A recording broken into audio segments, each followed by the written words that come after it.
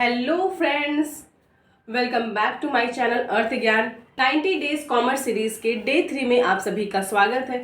समझा कि अकाउंट्स क्या होते हैं, पर ये जानते हैं कि अकाउंट्स के भी टाइप्स होते हैं।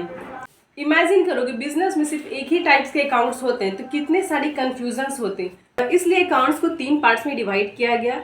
पहला होता है पर्सनल अकाउंट।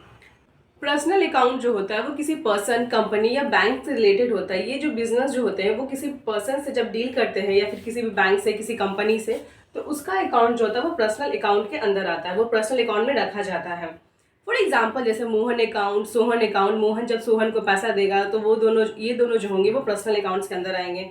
कोई बैंक हो गया SBI account, Punjab national bank. Second होता है रियल अकाउंट। रियल अकाउंट जो होता है वो बिजनेस के एसेट्स या चीज़ों से रिलेटेड जब होता है, या उसके प्रॉपर्टी, बिजनेस के प्रॉपर्टी से रिलेटेड, वो सब रियल अकाउंट के अंदर आते हैं। जैसे for example furniture,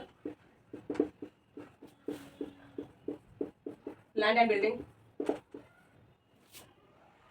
etcetera. Third है नॉमिनल अकाउंट। ये बिजनेस के एक्सपेंस एंड इनकम, लॉस और गेन्स का रिकॉर्ड रखता है। For example salary account, rent account. इसीलिए बस सिंपल ट्रिक याद रखो कि पर्सनल अकाउंट के अंदर आता है पर्सन, रियल अकाउंट के अंदर आता है प्रॉपर्टी से रिलेटेड, बिजनेस की जितने भी प्रॉपर्टीज हैं वो रियल अकाउंट के अंदर आते हैं। थर्ड है नॉमिनल अकाउंट। नॉमिनल अकाउंट में आते हैं बिजनेस के एक्सपेंस, इनकम, लॉस और गेन्स। तो सिंपल याद रखो कि हर अकाउंट जो होता है वो इन्हीं 3 कैटेगरीज में आते हैं।